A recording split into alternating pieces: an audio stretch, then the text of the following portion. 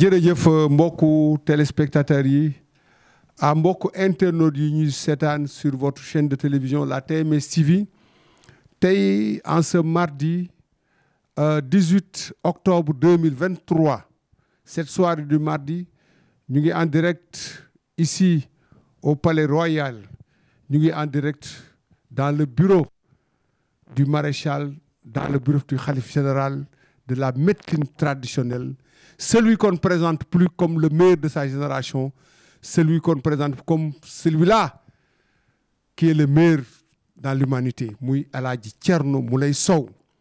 Alhaji Thierno Moulay Sow, fidèle à son habitude, facile de recevoir un patient qui n'est pas à sa première visite. Alors donc, gis ngeen ko mu toog dans son bureau di xaar le patient. Donc dañuy dem ma ànd ak suma caméra. Voilà, faites entrer le patient, s'il vous plaît. Voilà, premier visiteur. Voilà, mu ngoog acca. Ana l'autre accompagnant. Allez, asseyez-vous. Voilà. Na nga def. Ça va bien? Na nga def. Ça va bien? Acca, bismillah. Ça va bien? Na ngeen def. Ça va bien? Vous êtes bien arrivé? Ah d'accord, tu peux te présenter? Et je viens de France, de Normandie. Tu viens de la France, de Normandie. Ah, Normandie, ça a été la ville d'accueil du président Senghor, le premier Sénégalais, qui a été le premier président de la République du Sénégal. Vous avez entendu son histoire? Un petit peu. Ah, un petit peu. Alors, reprenez votre nom, s'il vous plaît. Hawa. Hawa Bari. Voilà, Hawa Bari. Mais est-ce que vous pouvez parler wolof? Je peux comprendre. Tu peux comprendre? Bon, d'ailleurs, on va s'exprimer en français, c'est pas grave. Alors, maintenant, on voulait juste revenir, en tout cas, sur l'objet de votre présence ici. Je suis venue parce que j'ai vu plein de témoignages, en fait, sur Internet, sur YouTube, sur TMS. Ma mère le suit tout le temps. Et donc, quand j'ai commencé à le suivre, je me suis rendu compte de plein de choses. J'ai appris beaucoup de choses aussi.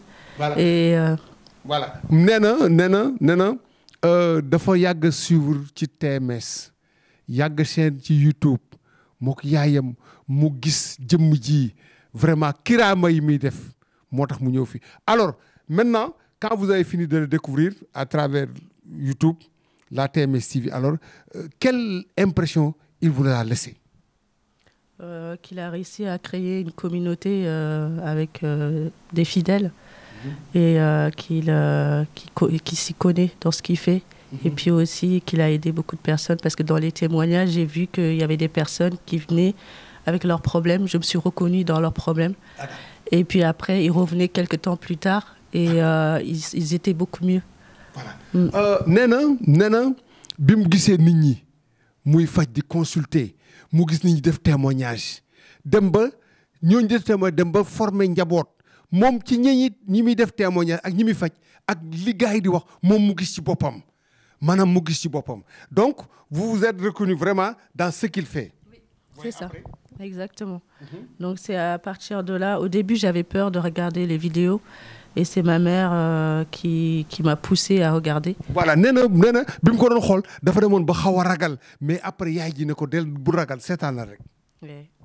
Donc j'ai commencé à regarder et un jour j'ai crié dans la nuit comme ça, mais sans savoir vraiment pourquoi. Voilà, nena benn guddi mu toog ba càgg di yuuxu te xam loolu lu tax mu doon yuuxu. Et la vidéo, elle n'a pas duré. J'ai pas regardé longtemps, j'ai regardé que quelques secondes. Du coup, ça a déjà fait son effet, ça a réveillé quelque chose en moi. Nee dafa xool ay quelques secondes daal affaire bi def effet ci moom. Et à partir de là, j'ai commencé à utiliser ces médicaments que ma mère elle avait achetés. Et c'est là que j'ai commencé à rêver de plein de choses. Et des portes ont commencé à s'ouvrir. J'ai commencé à avoir plus de choses. Nee na nag yaay ji jox ko nag produit Thierno Moulay Sow yi nee na bi mu ko commencé utiliser nag non seulement mu mel ni moom mu ngi tàggoog ay jafe-jafe mais ay buntu wërsëgam dafa commencé ubbeeku. Oui. Et donc c'est à partir de là que j'ai commencé à ces médicaments et voilà. Et donc j'ai continué à regarder ces vidéos. Mais vous pouvez revenir en tout cas sur le médicament qui vous a remis. Oui. Parce que c'est différents produits. Insistez un peu sur les produits pour voir. Alors, à ce moment-là, c'était le vite fait, produit rouge. Vite fait. Et quoi encore? Et puis sinon, c'était un cuuraay. C'était Johnny. Voilà dégg nga kon nag gars yi cuuraay Johnny cuuraay vite fait nee na produit yooyu la moom la doon utiliser vraiment mu tàggale ko ay jafe-jafe ba pare ubbi buntu wërsëgam. Oui. Donc c'est à partir de là que plus tard ma famille, il y a des membres de ma famille qui sont venus se soigner. Et par la suite moi aussi ça m'a poussé à venir me soigner aussi. Voilà nee na ay membres famille am ñoom ñoo nag ñëw faju si fi d'abord et d'abord vous revenez un peu sur les membres de ta famille qui ont venu se soigner ici auprès du marabout. Vous pouvez les citer? Oui, c'est ma grand-mère et puis sinon ma mère. nee na maamam ki jur yaayam moo fi ñëw faju fii ci sëriñ bi ba maamam fajoo ba wér ñu ne déet na waay yaayam moom ki ko jur ñëw faju si après et vous maintenant. Oui, et moi. En troisième position. Troisième position, oui. Voilà kon nag mu ngoog maamam faju na fi yaayam faju fi moom mu ñëw faju fi en troisième position. Donc vous confirmez exactement que vous êtes en face d'un très grand marabout. Qui sait ce qu'il fait. Oui, qui sait ce qu'il fait. Oui, qui est très efficace dans ce qu'il fait. Parce voilà. La question que je voudrais poser, c'est vrai quand vous avez utilisé ces produits, bon, ça vous a non seulement soulagé, mais quand même ça a ouvert quand même beaucoup de portes, beaucoup de réussites. Oui. N'est-ce pas? Revenez un peu sur ça. Qu'est-ce que vous faites comme activité? Moi, en ce moment, je travaille dans l'hôtellerie. Oui. Donc avant ça, même quand je travaillais, c'était pas pour une longue durée, c'était juste une petite période. Donc c'était difficile en fait d'avoir un contrat pour moi. Un contrat bien permanent quoi. Oui, permanent à durée indéterminée. Oui, voilà. Voilà, c'est et ça. Donc maintenant, maintenant j'ai réussi à l'avoir. Et oui, ça se passe bien. Ça se passe bien? Oui. Vous êtes devenue permanente maintenant? Oui. Ça va maintenant votre situation sociale? Oui. Donc c'est depuis que j'ai commencé à utiliser les produits que ça, c'est même période. Très bien. nee na bu njëkk ba daan na liggéey mais liggéey bi yëpp ci ay maanaam contrat yu gàtt la daal du am continuité waaye nag nee na ba mu commencé utiliser produit non seulement wér na mais tamit am na liggéey boo xam ne nii liggéey bu sax la te aussi mu ngi ci sant yàlla mu ngi ci gis boppam n'est-ce pas? Oui. Maintenant, et votre grand-mère, elle va bien maintenant? Elle se porte très bien? Elle va mieux, et votre maman? Oui, elle se porte bien. Et vous? Moi, ça va, oui. C'est pourquoi vous êtes là? Oui, c'est pour ça que je suis là, pour me soigner. D'accord. Mais vous êtes là depuis combien de temps? Moi, ça fait depuis dimanche. Maintenant, je vois un paquetage que vous avez. Qu'est-ce que vous avez ici? Donc ça, c'est Adieu, ça s'appelle? Adieu. Non? Oui, Adieu. Bon, c'est ça, Adieu. Quand un marabout vous soigne, quand même, c'est vrai que ce que vous m'avez dit tout à l'heure, bon, on ne peut pas l'estimer, on ne peut pas le payer. Mais peut-être en compensation, c'est un adieu que vous lui remettez, n'est-ce pas? L'adieu, ça s'élève à combien? Là, pour l'instant, c'est 3 millions. Bon, nee na sëriñ bu la fajee amuloo fayam kenn mënu ko fay parce que ku faj sa maam faj sa yaay faj la yow tey ba tey yàlla ubbi sa buntu wër sa yëpp nee na xam na ne mënu ko fay mais lii addee bu mu yëkkati la addee bi nag c'est la somme de 3 millions de francs, c'est ça? Oui, c'est ça. Vous confirmez? Oui, c'est ça. Voilà, vous lui remettez ça en direct, on va voir. génne ko sëñ bi. léegi lii avance la. waaw. su delloo ñu doon 1,5 million. waaw. am sëriñ bi waaw. waaw 3 millions moo nekk noonu.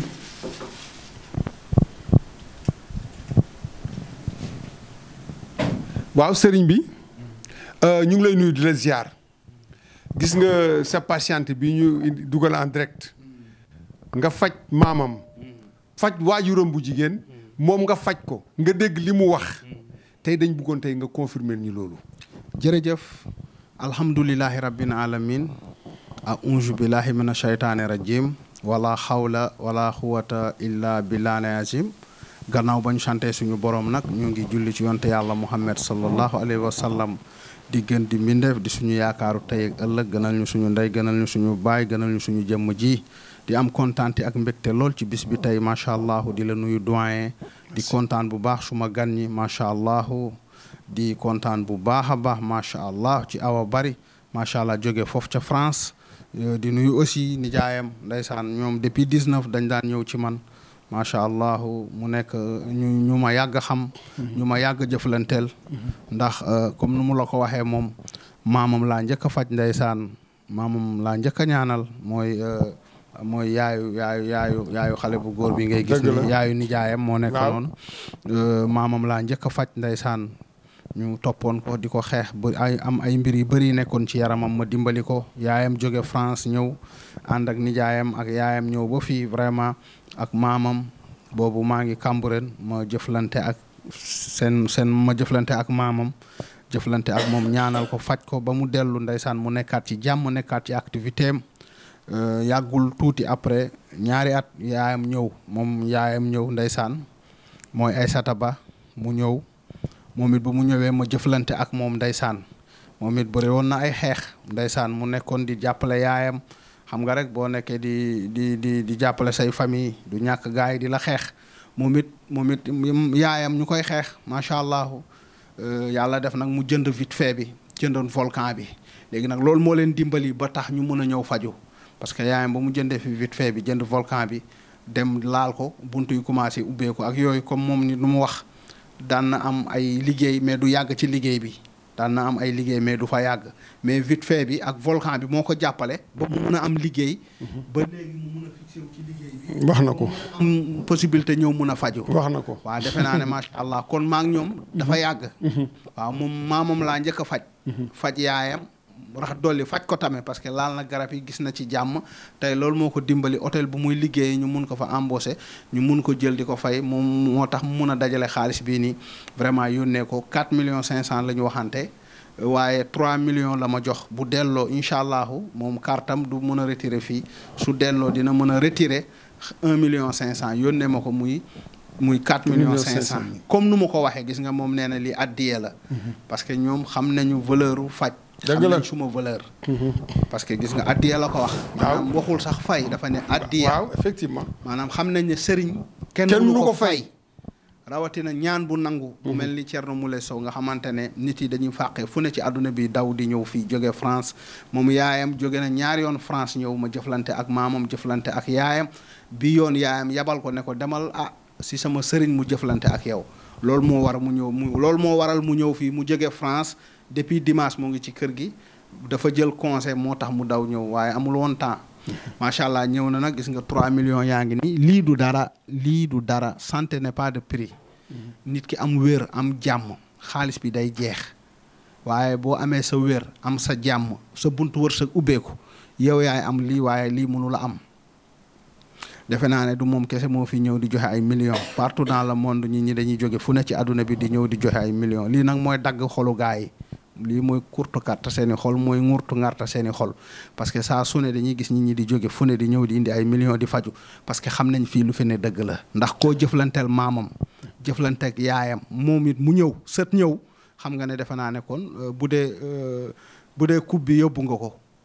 bu dee ndam bi yóbbu nga ko parce que ku jëflante ak maam jëflante ak yaay jëflante ak sët defe naa ne jeex na. dëgg la sëriñ bi nee nga léegi sëriñ kenn amul fayam. waaye buñ ne sëriñ kenn amul fayam sëriñ ba am xam-xam wane ko moo tax ñuy wax. waaw te yow wane nga ko. yaa ngi koy jëfee. dëgg la alors je voulais un peu revenir sur Awa. Awa, c'est vrai que quand vous voyez un médecin traditionnel habiter dans cet immeuble avec tout ce qu'il y a comme confort. Ensuite, quand vous le voyez travailler dans ces conditions-là, qu'est-ce que cela vous inspire? Quand je vois quelqu'un... Oui, comme lui. Je fais allusion à lui. Oui. Un marabout qui travaille dans ces conditions-là. Qu'est-ce que ça vous inspire? Vos impressions par rapport à El Hadj Thierno Moule Sow? Encore une fois, ça montre qu'il est efficace. Qu'il est très efficace. Donc, qu'il connaît son travail, c'est ce qu'il fait. Parce que s'il vivait dans une autre situation, ça aurait pas eu une bonne impression sur moi en fait. J'aurais pas eu confiance, je serais pas venue. Ouais. Donc c'est rassurant. Voilà dama ko laaj ne ko tey bu gisee Alaaji Thierno Moulé Sow tey marabout traditionnel muy liggéey ci conditions yi moom ban jàngat la ci am mu ne su la gisoon nga nekk ci yenn conditions yi xelam du dal ci yow mais lim la gis ci conditions yi moo tax xelam dal te lam doon njort yëpp gis na ko ci yow. Ensuite. Oui, je me dis s'il ne peut pas faire quelque chose pour lui, il ne pourra pas faire quelque chose pour les autres. dégg nga waxu mag la wax de nee na li olof di wax ne ku laaxul lekk doo laax jaay am déet nee na ku munalul sa bopp dara doo munal jàmbur dara donc c'est exactement ça c'est pourquoi quand vous l'avez vu travailler dans ces conditions-là effectivement ça vous a inspiré confiance, n'est-ce pas? Oui, c'est ça, exactement. Oui, oui. D'habitude, les marabouts traditionnels, certains, enfin, vous le savez aussi bien que moi, quand même, ne sont pas dans ces conditions-là. Oui, oui, c'est ça. Vous avez vu? Oui, oui, c'est ça, oui. Je pense que c'est parce qu'il a plus de connaissances, il a plus de pouvoir. Donc, voilà. Il a réussi à atteindre un certain niveau que les autres n'ont pas encore atteint. nee na tey moom jàpp na ne tey xam-xam yaa ko ëppale jàpp na ne tey niveau yow yaa ko fi ëppale. Oui, c'est tout. mais vous êtes satisfaite là vous avez très bonne mine Awa n'est-ce pas? Oui, parce que vous êtes soulagée quoi quand vous êtes en face du marabout. Oui, je me sens soulagée. Je me dis qu'au moins mes problèmes pourront être traités. Oui, et que j'ai réussi enfin à venir ici parce que ça n'a pas été un trajet facile pour moi. En venant, j'ai rencontré plein de problèmes, donc voilà. Voilà, mu ne gis nga kanamam mu ngi belli parce que quand même bu ñëwee jàkkaarloog koo xam daf doon rêver pour gis ko mu ñëw jàkkaarloog moom vraiment moom dafa soulagé wu daal maanaam dafa mel ni ku yenoon lu diis ba yenneeku ko moo tax vraiment xelam dal mu free mu happy n'est-ce pas? Oui. Voilà. Maintenant si on revient un peu en tout cas sur votre carrière, alors votre carrière professionnelle, alors est-ce que pour l'avenir vous êtes sûr que avec Thierno Moulé Sow vous êtes entre de bonnes mains? Oui, pour l'avenir, oui, je suis sûre que je suis entre des bonnes mains, qui pourra m'aider à enlever les obstacles qui sont dans ma vie et à prévenir les problèmes dans le futur. Oui. mu ne xelam dal na fi mu ne nii comme que bi mu ñëwee ba jàkkaarloog yow nekk ak yow nee na li ci kanamam xelam dal na ci trop parce que yaakaar na ne ci des ci dundam gi jafe-jafe bu mu jànkoonteel vraiment xelam dina dal parce que dina xam ne ku ànd ak Thierno Moulé Sow amuloo dara looy tiit. Et puis, moi, je suis quelqu'un d'assez loyal. Si quelque chose se passe bien avec quelqu'un, je vais pas penser à voir ailleurs. Vous n'avez pas d'arrière-pensée? Non, je vais pas penser à aller ailleurs ou voilà. Je reste fidèle à la personne. waaw nee na dafa am fidélité ak loyauté maanaam dëggu nee na moom bu xasee ba jàpp nit ba wóolu ko ba jàpp na ko nee na xelam du njortu mukk muy dem feneen wala di seeti leneen parce que lépp pour muy seeti feneen wala di yaakaar leneen feneen nee na gis na ko ci jëmm ji. Oui. Donc si je me rends compte que la personne elle est bien, donc j'ai pas de raison d'aller voir ailleurs. Donc voilà. nee na surtout bu xamee ne ki mu jëflante nit ku baax la nee na wax dëgg yàlla xelam du nekk pour muy dem feneen. Et je suis quelqu'un de très reconnaissant envers les gens. Aussi. Voilà nee na moom mii ngay gis ku am kóllëre la tamit ku am kóllëre te dafay sàmm kóllëre. Voilà. Voilà, merci. Serigne bi donc ñu ñëwaat pour avant ñuy fermer volet boobu dégg nga nag témoignage bi mu def ci yow parce que yow da ngay wax ne man munuma jëflante ak ku dëgguwul munuma jëflante aussi ak koo xam ne amul reconnaissance du dëgg mais tey dégg nga ko li muy nekk xale nee na fas yéene na jàpp la àdduna ak àllaaxira fas yéene loolu bàyyi fas yéene xool leneen te it li nekk ci kanamam muy avenir am tey mu ngi fas yéene kóllëre te dootul ragal dara parce que xam na ne tey lu mu jànkoonte difficulté rek doo ko seetaan doo ko bàyyi lan ngay tontu ci loolu sëñ bi. waaw li may tontu mooy di ko remercier bu baax a baax. di ko ñaanal jàmm. naan ko bienvenue c'est vous ne ko kër gi këram la kër yàlla këram la di ko remercier bu baax di remercier aussi yaayam ne ko nag macha allah fu mu teg tànkam fu wóor la fu mu ndenkaane fu wóor la parce que bëri na ay moroomam ñi nga xamante ne ñoo ngi biir France dëgg la dama jëflante ak ñoom ñu fasante ak man kóllëre defe naa ne macha allah ñoo ngi yokk bu baax a baax mun naa ci cité kenn Dikel Sow macha allah moom it ndaw la waaye macha allah yàlla dimbali na ko ba ñu dalee jëflante ba tey vraiment léegi moo ngi ay entreprise am yi foofu liggéey mi ngi gën a yokk yaa ngi dégg ak ñeneen ñoom ñaama soirée bu ma limee demee juum waa ak ñeneen ne ko moom fu mu ñëw macha allah bu fi duggee yokkuteem rek lay doon ndax fii kër yokkute la te bëri na ñi ñu jëflanteel ñu yokk benn ci yaayam waaw Aïssata Ba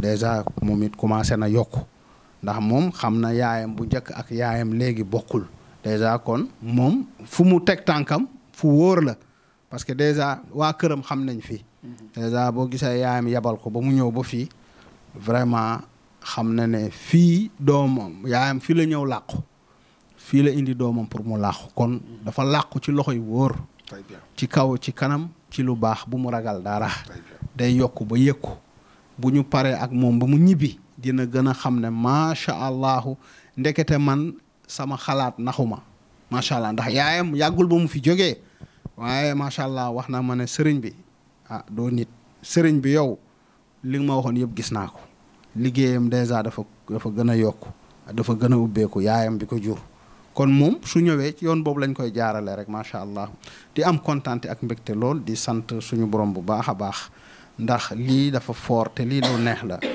nga nekk nit ki nga xamante ne ndeysaan saa yoo jëflante ak ay nit day am ñeneen ñu indi ñu ñëw nga jëflante ak ñoom li waral loolu ndax dañ fay gis njariñ dañ fi gis résultat te xam nga ne sëriñ bi macha allah yàlla moo ma dimbali vraiment ñun ñi ñuy jëflante lépp ñoo ngi am yokku franchement parler ne ko amul benn problème contrat baa ngi noonu su ko defee mun na signer contrat bi man tamit ma daal di signer su ko defee xaalis baa ngi nii 3 millions yi dès maintenant ñu commencé ko nag faj incha allah defal ko ay ñaan dimbali ko su demee macha allah mbiram gën a ubbeeku mbiram gën a yokk ndax fii moom ku fi ñëw soo delloo da ngay yokk waaye doo wàññeeku nga wax ko loolu. fii ku fi ñëw. boo ñëwee ba ñu jëflante ak yow. soo delloo moom yokk ngay def waaye doo wàññeeku. Très bien. Alors, bon, tu as compris, mais peut-être pour ceux qui nous suivent et qui ne comprennent pas très bien, alors, qui veulent comprendre en français, bon, le marabout, une fois de plus, vous demande d'être soulagé. Il vous rassure parce que lui, il assure. Il assure pourquoi? Parce que soyez consciente que vous êtes entre de très bonnes mains. Et la preuve, votre grand-mère, elle est passée par là. La preuve, votre maman est passée par là. Aujourd'hui, c'est toi-même. Alors, donc, vous n'êtes pas sa première patiente en France. Il y en a eu d'autres. Serimbi, Nyama Soare est un exemple. Il est passé par là. Et qui encore? Fabakari. Fabakari et tant d'autres. Il y en a beaucoup qui sont passés ici. Donc, et tout à l'heure, vous allez signer le contrat. Le contrat qui vous lie. Parce que quand même, c'est vrai, je le disais, c'est un marabout traditionnel, mais il est très administratif. Il est très administratif. Même ce qu'il fait, il le fait sous forme de contrat pour mieux donner des assurances et des garanties à ses patients. C'est pourquoi un contrat en bonne et due forme va être signé en accord parti avec vous et bien sûr lui-même. Voilà donc, en tout cas, soyez rassurés. Soyez rassurés parce que quand même, vous êtes arrivés à très bonne destination. Vous êtes soulagés? Vous avez un dernier mot? Oui. Le dernier mot? Donc, que je suis, comme vous dites, très soulagée d'être là, d'être enfin arrivée. Oui. nee na li muy tàggatoo rek mooy xolam sedd na xelam dal na soulagé na soulagé nag mu ñu ko dégg mooy ku feebaroon ba wér dafa soulagé fi mu ne nii donc maintenant on passe. Oui, vous avez quelque chose encore à dire? Non, c'est tout. Ah, vous avez tout dit? Oui, j'ai tout dit. D'accord. Maintenant, on passe à la signature du contrat en direct ici. Alors, voyez la partie patiente, vous signez. On doit lire. Voilà, lisez d'abord. Allez, lisez d'abord.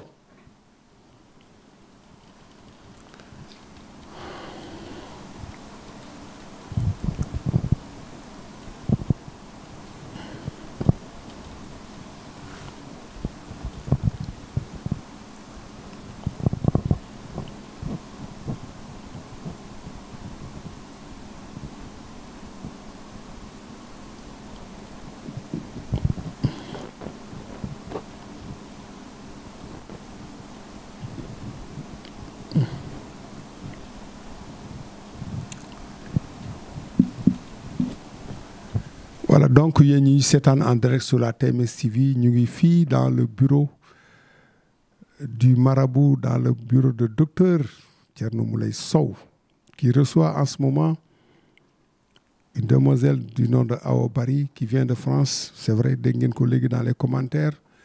Après avoir soigné sa grand-mère, sa maman, c'est elle maintenant qui vient auprès du marabout pour bénéficier en tout cas des soins du marabout. Et sur ces images, elle est en train de lire le contrat qui le lie avec le marabout, en direct sur la TMS TV.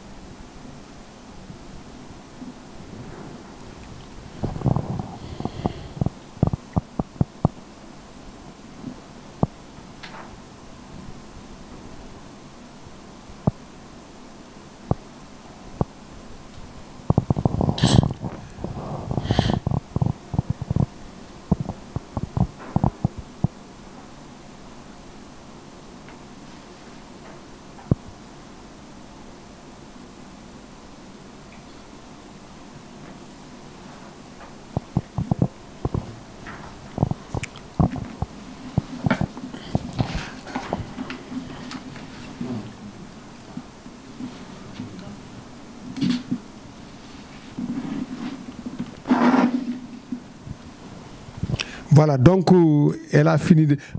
Awa, vous avez fini de lire, donc vous n'avez pas d'observation à faire.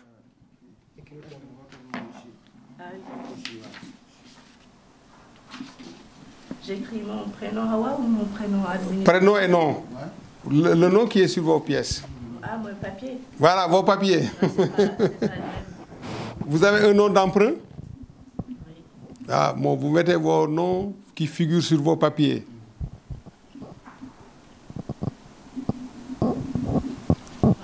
Voilà.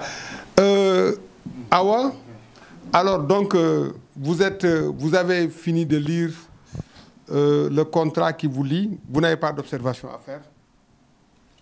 Oui, je trouve que c'est un bon contrat qui regroupe tout. Ah, d'accord. Oui. Nee na contrat bi lépp a ngi ci. Voilà, moo tax amul benn observation bu mu ciy def waaw. Kon nag c'est maintenant au marabout à son tour aussi de signer le contrat qui le lie avec cette patiente qui s'appelle Awa Bari. Dégg ngeen commentaire yi vraiment fu mu jógee lu tax mu ñëw fii fa mu la mu jànkoonteloon bu njëkk ba ak yaakaar bi mu am ci sëriñ bi ak la mu gis ci moom d'abord ba mu ko wonee ay preuves commencé ko ci maamam ki jur waajuram bu jigéen teg ci waajuram bu jigéen ba tey moom donc defe naa ne tey vraiment ça a été une rencontre très intéressante. Le mot de la fin. Oui, donc je suis très ravie d'être ici et je suis ravie de faire partie de la communauté. Oui, et je voulais aussi dire que j'apprécie énormément de voir à travers ces vidéos ce qu'il fait pour les gens pendant la période de Ramadan, parce qu'il donne beaucoup pendant cette période-là. dégg nga nee na kontaan na trop bi mu fi ñëwee xelam dal na te désormais sëriñ bi nee na nga considéré ko ci sa njaboot gi parce que ci la bokk. nee na bu loolu passé tamit gis na ci vidéo yi action sociale yi ngay def bu weeru koor jotee surtout muy weeru promotion nga xam ne guddi googu ñuy wax laylatul xadri ci la alxuraan wàcc te laylatul xadri yow da nga xam li mu représenté ci sa carrière parce que ci la suñ borom bi roof loolu mu la roof tey tax nga def la différence avec la génération de marabout bu fi nekk. kon nag moom prête na une attention particulière ci li ngay def gëm na ko te xam na ko tamit mais nee na daal désormais mu nga considéré ko comme sa njaboot te dara du ko dindi, n'est-ce pas, le mot de la fin. C'est tout. sëñ bi kon ñu jox la nag nga tëj. jërëjëf doyen jërëjëf ci kàddu yi rafet na ñoo ngi koy jaajëfal bu baax a baax Awa Bari macha allah di jaajëfal nijaayam aussi vraiment di am kontaante ak mbégte ci ñoom ndax yaakaar dafa fort moo taxit man su nit amee yaakaar ci man ci kàttanu yàlla danaa la jàppale danaa la taxaw ndax nag lépp suñu borom la waaye yàlla moo ngi ñuy kàttanal di ñu dimbali vraiment saa yu nit amee yaakaar ci ñun su ñëwee ñu jàppale ko saa yu delloo day kontaan. lu ñu wax aussi ci weeru koor gi nga xamante ne ndeysaan loolu dañuy liggéeyal yàlla liggéeyal yonente bi macha allah di def social defe naa ne loolu moom mooy suñu deuxième liggéey bi ñuy def social. defe naa ne chaque weeru koor gis nga ni ñu koy defee ndeysaan presque war na mat léegi ay 15 ans wala 20 ans chaque weeru koor incha allahu dañ ci taxaw di def social di jàppale jaam ñi di def ay ndogu. macha allah di def lépp defe naa ne ñëpp gis nañ ko adduna bi yëpp gis nañ ko lépp nag defuñu ko ngir gistal dañu def ngir liggéeyal yàlla ak yonente bi jaamu ci suñu borom ngir ëllëg macha allah suñu demee ñu xam ne lii ñun ñoo ko bayoon moo waral ñuy def social di jàppale jaam ñi. vraiment loolu nag dañ koy sante yàlla rek vraiment julli ci yonente yàlla Muhammad sallallahu alayhi wasallam di am kontaante ak mbégte lool defe naa ne signé na contrat bi liir na ko contrat bi xam nga boo gisee ñu def contrat assuré li ñuy def wóolu li ñuy def gëm li ñuy def ndax suñu demee ba mënuñu faj kii ak contrat su ma xoolee ba xool xam ne yow mënuma la faj du ma jëflante ak yow ndax nag ndeysaan nam ma dara lu ne am naa ko ci faj lu ne def naa ko ci faj bu ma demee ba nit ñëw ma signal la contrat xamal ne macha allah sa aajo dina faju waaye bu ma xamee ne sa aajo du faju du ma signante ak yow contrat parce que amatuma lu may ut ci faj lu ma waroon am ci faj yëpp am naa ko lépp lu ma amaat ci faj bénéfice la rek waaye yàlla may na ma ci faj yàlla teral na ma ci faj macha allah dama ko yi gën a sante rek su ko defee nag suñu jógee cuuraay baa ngi noonu mooy volcan bi moom xam na ko waaye volcan bi fii boo koy suuru fii ak sa kër du benn ndax fii bu ñuy jëflante ak yow jinne dañuy ñëw taxaw mboolem lu nekk ci yaram bi dañ koy rocc ci génnee ko su ko defee ma def sumay ñaan ànd ak suma baatin bu ma paree defal ko vite fait bi mu daal di sangu su ko defee ñu jàppale ko incha allah préparel ko balaa moo ñibbi mu gën a am jàmm am tan su delloo mbiram yëpp ubbeeku fii noonu la képp ku fi ñëw noonu la fii ku fi ñëw sa wërsëg boo delloo wërsëg bi day gën a ubbeeku ndax nag yàlla may nañu xam-xam may nañu baatin te jinne yi ñoo leen yilif fu ñu leen jaar loolu la ñuy jaar fu ñu leen aw loolu la ñuy aw te suñu borom jox nañu kattan mu ngi ñuy jàppale di ñu suturaal macha allah moo tax nit yi di fàqee fu ne ci àdduna bi di ñëw fu ne la ñuy jóge di ñëw di nuyu nag suma mule yëpp nag jëwriñ yi di nuyu jëwriñ macha allah Fabakary Sonko mi fi jógee yàggul ñu ngi koy nuyu bu baax defe naa ne egg na ci Angleterre ndeysaan egg na mu ngi ci Angleterre delluwaat na ci liggéeyam di nuyu jëwriñ Gallo Sow mule moom it mu ngi ci Angleterre di nuyu macha allah jëwriñ Fama Sow mule moo ngi France di nuyu Dikel Sow mule aussi moo ngi foofu ca France di nuyu tonton Sow moom it moo ngi ci France di nuyu ñoom soxna ñaamu soirée ñoom Alaaji Touré soxna Ndiogolo di nuyu aussi ñoom Kati Bari Mouhamed Youssouf Virginie Traoré aussi defe naa ne mu ngi fii ci kër gi ndeysaan di nuyu ñëpp di nuyu nag jëwriñ ajaratu Khady Ba jëwriñ ajaratu Khady Mboup di nuyu jëwriñ Galaay Sey bàyyiwuñu kenn ñu dem Sénégal bi di nuyu njaboot gi yëpp vraiment di am kontaante ak mbégte lool macha allah di ñaanal ñëpp jàmm yàlla na yàlla def jàmm defe naa doyen dañuy def ñu tàmbali ak moom def ay séance suuru def ay ñaan dimbali ko jox ko mu sangu incha allahu tàmbali nañ faj bi ndax bu ñu xasee ba signé rek tàmbali nañ liggéey bi incha allah waaw. Voilà, donc c'est sur ces notes que prend fin la première partie de cette séance, cette rencontre très importante. Alors vous avez entendu tout à l'heure le marabout revenir un peu sur la signification et le sens de ce contrat. Parce que, à mon avis, il y a deux contrats qui voulaient. D'abord le contrat moral et ensuite le contrat par écrit. Pourquoi un contrat écrit? C'est pour montrer aux gens que lui, il prend l'engagement ferme quand même de soigner, de soulager ses patients. C'est pourquoi quand même ce contrat écrit. Donc maintenant, il dit qu'il va bientôt commencer en tout cas le traitement et qu'à l'issue du traitement quand même, vous serez soulagé définitivement et que vous allez retourner, Inch'Allah Rabbi, en France en toute quiétude. Voilà donc, chers amis téléspectateurs, loolu la leen indiloon en direct sur la TMS TV pour cette première partie. Voilà, kon nag ñu ngi sur la deuxième partie de cette rencontre marabout bi ak patiente bi xaw a bari. Alors ngeen gis ko mu koy suur noonu mu koy suur ak cuuraay bi waaw gis nga dégg ngeen ko muy sëxat waaw parce que cuuraay bi dafay def effet dégg ngeen ko noonu voilà dégg ngeen ko noonu muy sëxat voilà. voilà dégg nga sëñ bi nee na lépp lu nekk ci yaram bi cuuraay bi da koy génnee ba mu set wecc.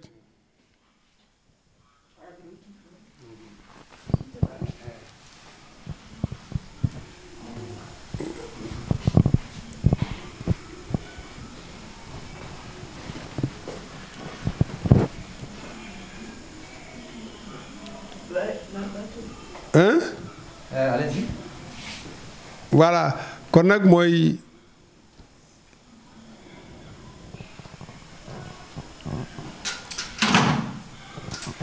cuuraay volcan jooni jooni bi ngeen di dégg di ko gis nit ñi di ko jënd comme je le disais souvent vous l'avez vu sur les images ça se vend comme de petits pains de par son efficacité. Alors un cuuraay qui ne laisse personne indifférent surtout nag ñi nga xam ne ni ñoo tax cuuraay bi jóg muy ñooñu nga xam ne dañuy yàq dundu doomu aadama dañuy faagaagal dundu doomu aadama di yàq dundu doomu aadama tey cuuraay baa ngi nii tey di def effet waaw.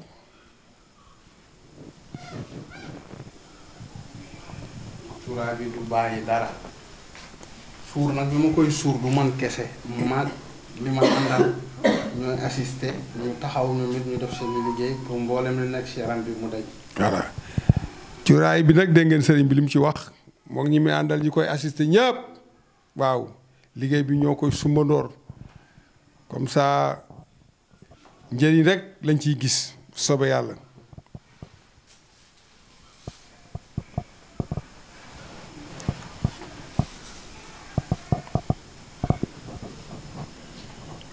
donc yéen a ngi gis séance de traitement en direct sur la TMS TV.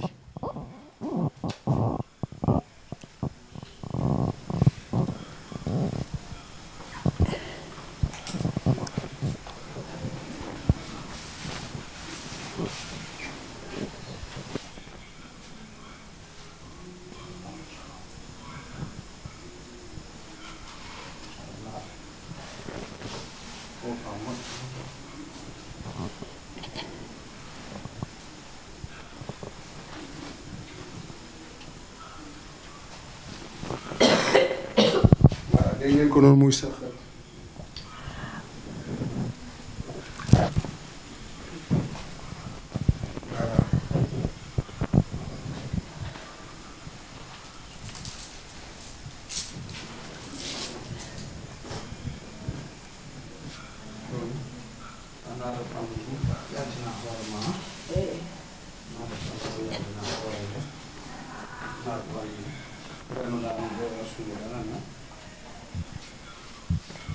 cuuraay bi efficace déjà lu mu fekk ci yaram bi da koy dindi boo xoolee barki dem moo njaay taalibe yi jënd nañ ci valeur de 2,2 millions ci jour anniversaire bi tontine bi ñu doon def parce que xam nañ njëriñ bi barki démb rek kii yaat ma mooy mule boobu nekk Ndar mu may wax ba mu utiliser cuuraay bi njëriñ yu mu ci gis ak yokkuteeg ak maanaam cuuraay bi daal njëriñ kese la.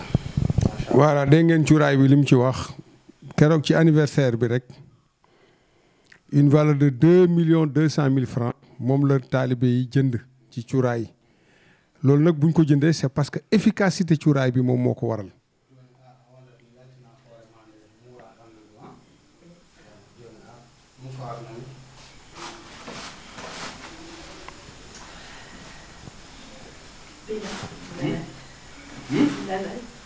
min joni a ɓandu ndum watta yaltina hoorema de mbaɗani muura ɓandu ma muura joni muura mais yesma to muura ɗum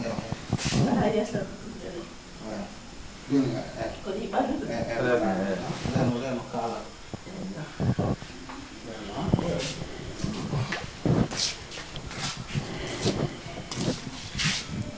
hoyne ɗum voilà c'est le traitement en direct. man sama faj boo xoolee dafa efficace parce que déjà liggéey bi macha allah boo gisee may def rek da ngay xam ne carrément kii dafa xam lu muy def déjà fii laa jaar ak maamam fii laa jaar ak yaayam moom it set mu ñëw ma jaar ak moom fii macha allah. Voilà donc pour reprendre en tout cas les propos du marabout, c'est là où il est passé avec sa grand-mère. C'est là aussi où il est passé avec sa maman. Aujourd'hui, c'est bien sûr elle qui est en train de bénéficier des traitements du marabout grâce à l'efficacité de cet encens cuuraay bu wóor bu baax bu efficace.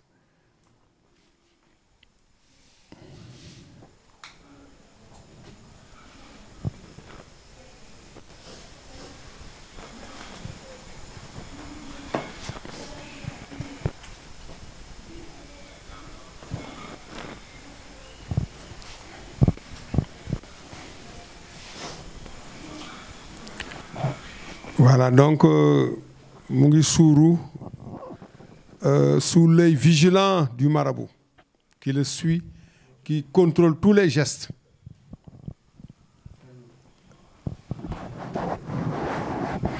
Voilà, qui contrôle en ce moment tous les gestes.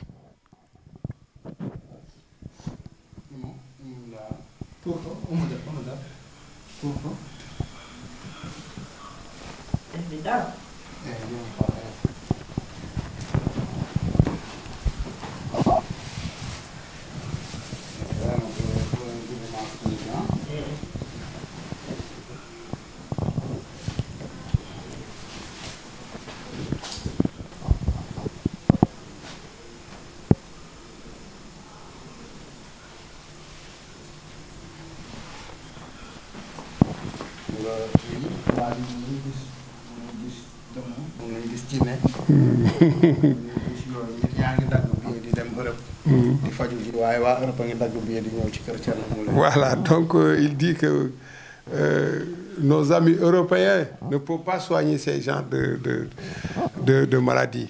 Alors, actuellement, les gens prennent des avions pour aller en France, en Europe, un peu partout, et qu'il y en a d'autres qui prennent le chemin inverse pour venir ici.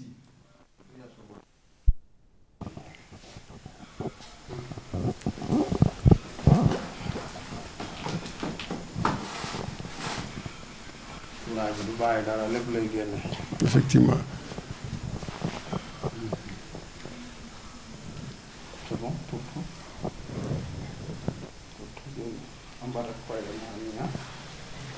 Voilà, maintenant c'est aux pieds. Ensuite, les pieds. D'aller taxaw ci itam voilà mu ngoog. Support.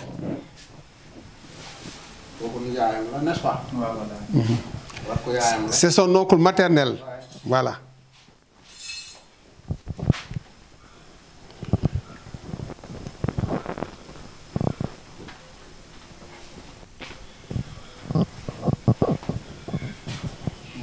moo tane ñëw fii pour teeru ko.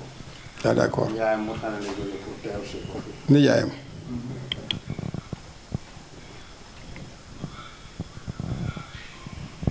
Gànnaar la ñuy wax.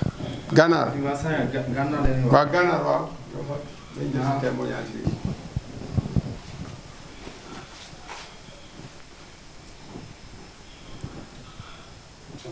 c'est bon.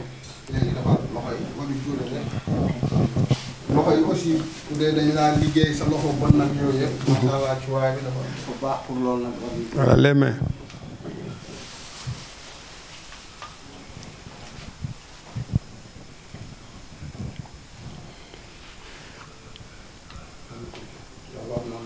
loxo yi c'est important parce que loxo yi mooy nangu xaalis quoi. loxo yi mooy wërsëg yi foofu lay. waaw loxo mooy liggéey mooy nangu mooy joxe it.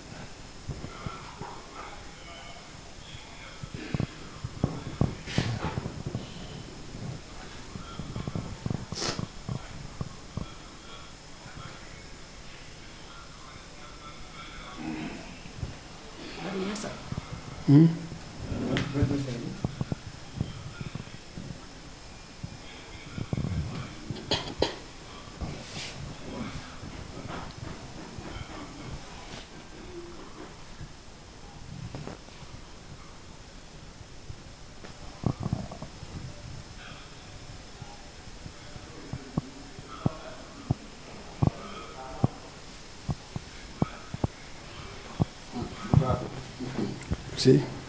xam na njëriñ bi. yàlla ma dolli la tuuti. waaw ma dolli la ka daal di am. cuuraay bi dafa efficace. partout dans le monde bu jàng jënd macha allah.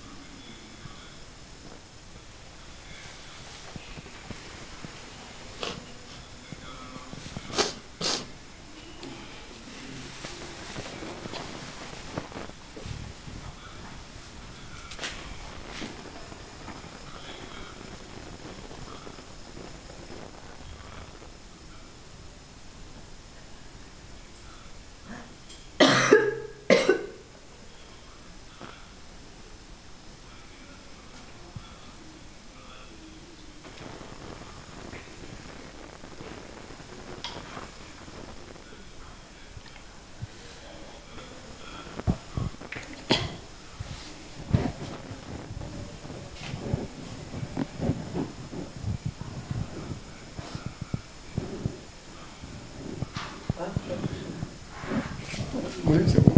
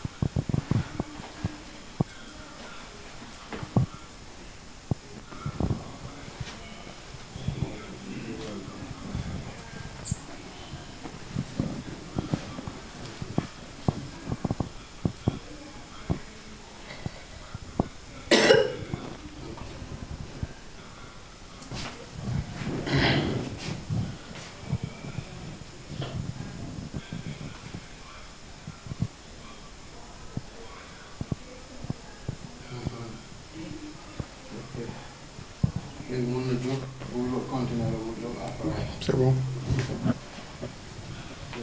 Voilà. Hawa. Alors, on vous a vu vous couvrir et ensuite respirer, inhaler l'odeur de l'encens. Qu'est-ce que vous avez ressenti pendant ces moments? J'ai bien senti le produit. C'est vrai qu'il est différent de celui qu'on a à la maison. Il est différent de celui qu'on a à la maison, en fait. C'est pas le même. Pourquoi? En termes d'efficacité ou bien en termes de perception? En termes de perception, comment je l'ai ressenti. Oui. Vous avez mieux ressenti ce produit? L'autre aussi, mais celui-là, il est différent aussi. La différence se situe à quel niveau? Au niveau du... Enfin, c'est plus fort celui-là. Fort. Oui. On sent qu'il y a plus de choses dedans. Pendant ces moments, vous avez ressenti en tout cas quelque chose dans votre fort intérieur? Oui. Donc là, je me sens un peu plus légère. Ah bon? Oui. D'accord. nee na daal cuuraay bi daal fort na. nee na fort na ba nga xam ne nii moom bi mu ko suuroo. nee na daal gën na sentir ne moom dafa oyof actuellement. waaw mooy li ma la wax. waaw. nee naa la cuuraay bi may suur fii nit ñi. damay ànd ak taalibe yi jinne yi su ko defee dañ lay dar wër la. mboolem li nekk ci yow day deñ bi ngay suuru sa kër. ak bii benn cuuraay la de. waaye. taxawaay bi du doon benn. loolu la expliqué. waaw loolu la effectivement donc voilà le marabout vient de confirmer effectivement que même si les produits c'est le même produit c'est son produit quand même il y a une différence.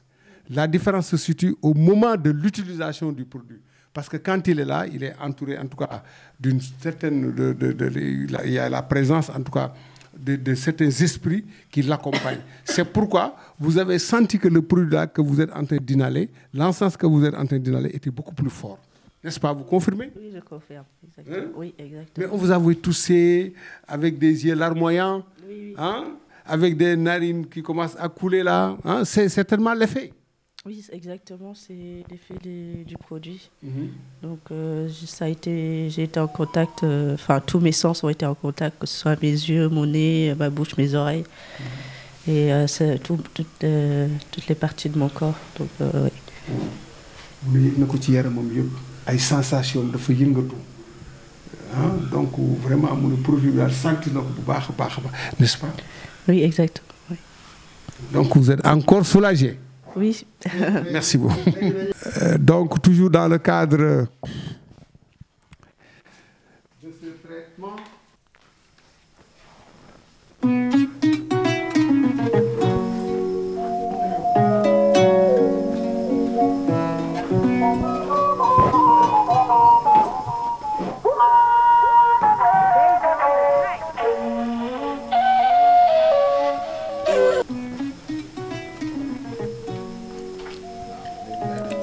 Voilà, donc mun nga ko téel si dem sangu ji.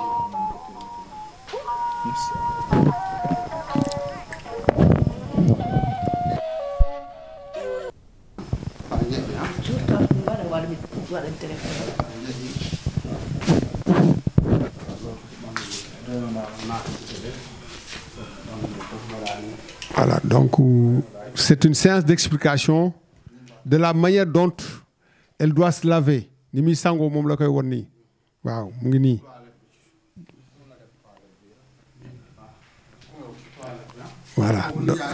Voilà. Alors c'est son oncle.